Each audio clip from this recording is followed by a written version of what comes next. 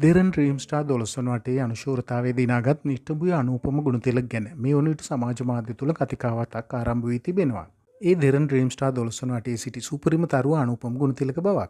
ගායන හැකියාව මෙන්ම ඉදිරිපත් කිරීම අතින්ද අනූපම බොහෝ ඉදිරියෙන් සිටි බවක් අනූපමට ආදරය කර බොහෝ දෙනා තවමත් විශ්වාස කරනවා. තවමත් 23 වන වියේ පසුවන කඩවසම් තරුණයෙක් වන අනූපමට දෙරන් ඩ්‍රීම් ස්ටාර් තරගයේ ආරම්භයේ පටන්ම මහත් රසික ආදරයක් හිමිව තිබීමත් විශේෂයි. ඩ්‍රීම් ස්ටාර් තරගයේ නරඹන ලංකාවේ බොහෝ තරුණයන් අනූපම ගුණතිලක පිළිබඳව දැක්වුවේ මහත් ආදරණීය උනන්දුවක්. එසේම බොහෝ තරුණයන් අනූපම ගුණතිලක මේ වන විට ප්‍රේමවන්තයෙක් දැයි දැන ගැනීමට බොහෝ උනන්දුවෙන් සිටියා. නමුත් අනූපම අවසන් තරගයේ තෙක්ම මේ පිළිබඳව කිසිදු විටක එළිපිට කතා කිරීමක් හෝ හෙළි කිරීමක් සිදු කර තිබුණේ නැහැ. බොහෝ දෙනා විශ්වාස කළේ අවසන් මහා තරගයෙන් පසුව හෝ අනූපම මේ පිළිබඳව හෙළු කරන ඇතු බවක්. නමුත් මේ ප්‍රශ්නයට අනූපමගේ හිතවතුක ලබා දී තිබුණේ මෙවන් පිළිතුරක්. අනූපම සංගීත ලෝකයේ බොහෝ දුර ගමනක් ආරම්භ කර ඇති බැවින් මේ මොහොතේ අනූපම ඒ ගැන පමණක් සිතන බවත් ආදරයක් පිළිබඳව ඉදිරියේදී තීරණයක් ගනු ඇති බවත් ඔහු පවසා තිබුණා.